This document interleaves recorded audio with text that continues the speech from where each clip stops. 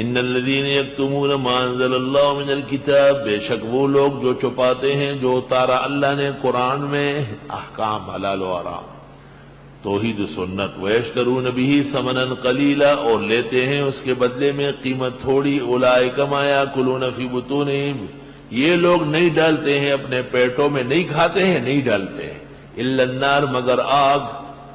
یہ جو ناجائز کھانے والے ہیں، غیر اللہ کے نام کے نذر و نیاز کھانے والے، درگاہوں کی منتیں، ولا یکلمہم اللہ، بات نہیں کرے گا ان سے اللہ، یوم القیامہ، قیامت کے دن، ولا یزکیہم، نے ان کو پاک ہونے دے گا، ولہم عذاب علیم، ان کے لیے عذاب ہوگا دردناک۔ سورۃ بقرہ کے شروع میں فرمایا تھا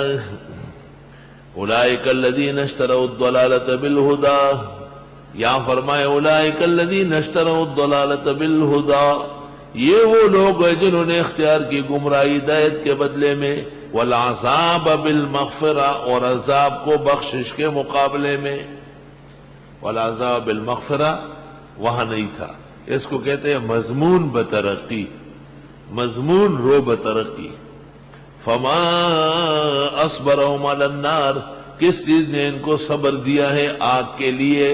کہ یہ آگ پر راضی ہے لیکن حرام چھوڑتے نہیں۔ ذالک بان اللہ نزل الکتاب بالحق، یہ اس لیے کہ اتاری اللہ نے کتاب برحق۔